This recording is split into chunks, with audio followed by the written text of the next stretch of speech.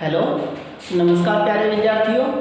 पिछले वीडियो में हमने त्वरण के बारे में पढ़ा। इस वीडियो में हम गति के समीकरण के बारे में पढ़ेंगे। गति के 3 समीकरण हैं। पहला समीकरण लिखेंगे v बराबर u प्लस a t, और यही समीकरण हमने पीछे त्वरण का सूत्र ज्ञात किया था तब काम में लिया था। इस समीकरण में v बराबर किसी वस्तु का अंतिम वेग,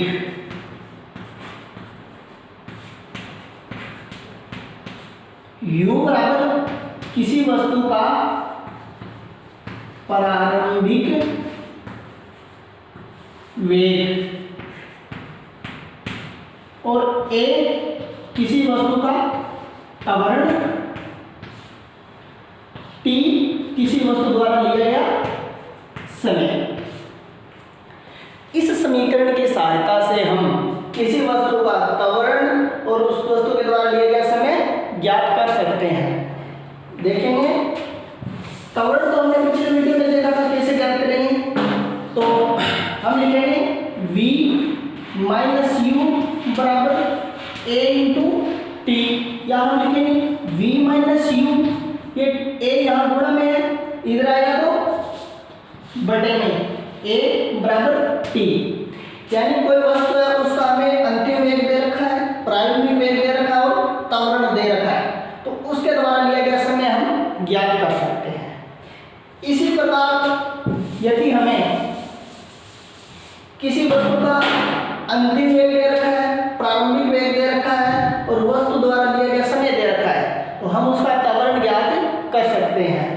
त्वरण ज्ञात करने के लिए लिखेंगे v माइनस यू बराबर a इंटू टी, या v माइनस यू बराबर t, ये a और ये t यहाँ गुणा में है तो भाग में आ जाएगा, और त्वरण बराबर v minus you upon T हो जाएगा।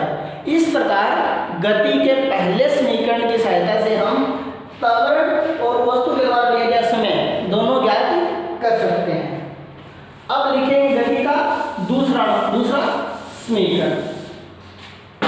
लिखेंगे दूसरा समीकरण s बराबर u t plus half a t square.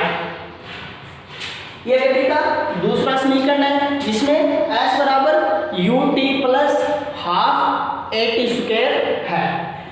पिछले समीकरण में हमने देखा u किसी वस्तु का प्रारंभिक वेग होता है, t किसी वस्तु द्वारा लिया गया समय होता है और a वस्तु का त्वरण होता है।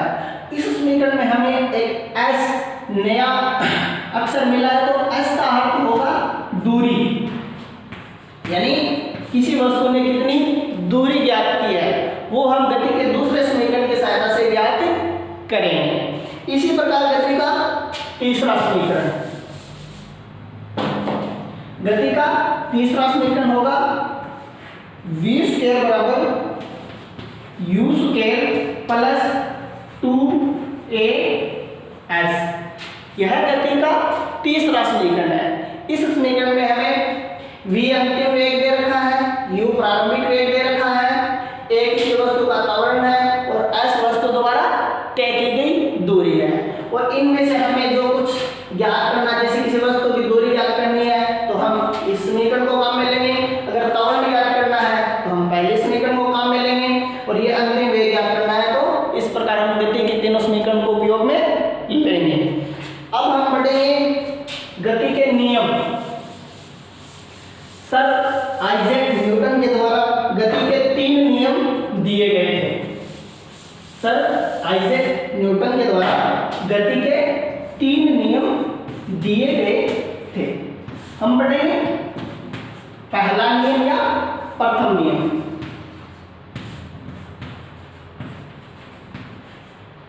इस नियम के अनुसार, गति का प्रथम नियम, इस नियम के अनुसार यदि कोई वस्तु विराम अवस्था में है तो वह विराम अवस्था में रहना चाहती है, अगर कोई वस्तु गतिशील अवस्था में है तो वह गतिशील अवस्था में रहना चाहती है। जब तक उस पर कोई बाहरी बल कार्य न करे तो वह उसी अवस्था में रहना चाहती है। इसे वस्तु का प्रथम नियम या गति का प्रथम नियम कहते हैं और इसी नियम को गैलीलियो का नियम या जड़त्व का नियम भी कहते हैं।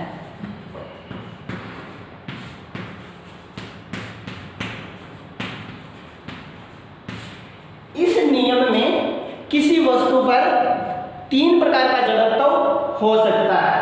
जिस प्रकार वह गति में है तो उसका गति का जड़त्व होगा,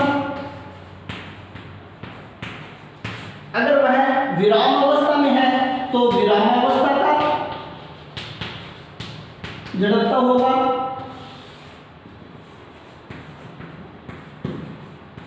और वह जिस दिशा में गति कर रही है तो तीसरा उसका दिशा का जड़त्व होगा।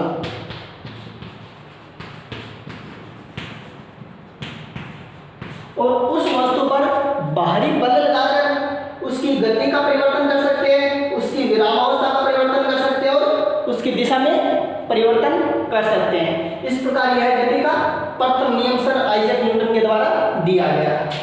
अब हम पढ़ेंगे गति का द्वितीय नियम। गति का द्वितीय नियम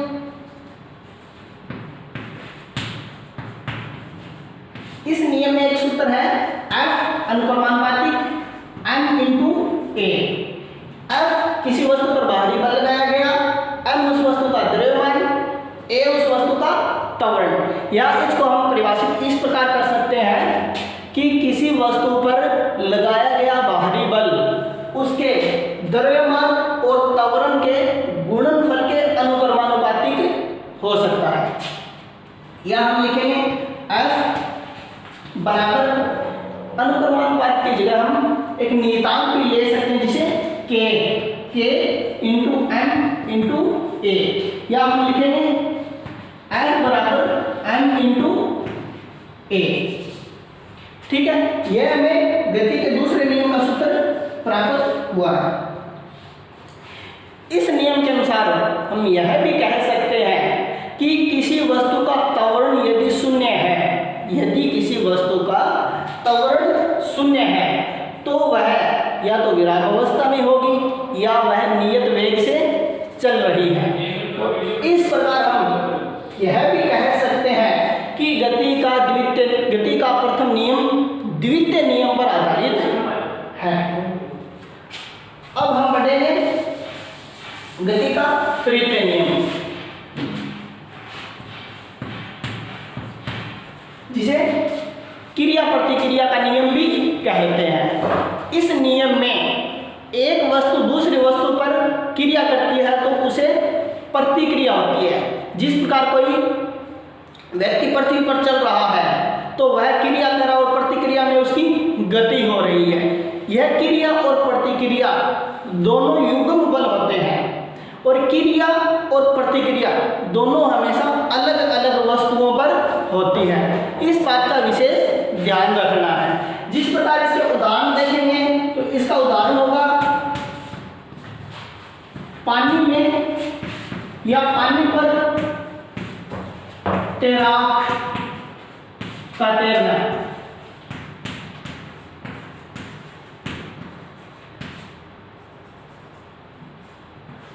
जिस प्रकार कोई तैराक पानी में तैरता है तो उस पर गति का तृतीय नियम या क्रिया प्रतिक्रिया का नियम लागू होता है। इसी प्रकार रॉकेट का परीक्षण करना,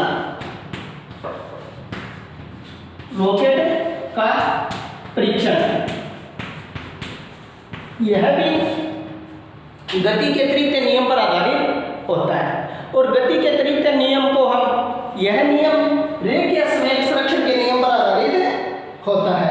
इस प्रकार आज हमने गति के तीनों नियम और गति के समीकरण के बारे में अध्ययन किया। Thank you.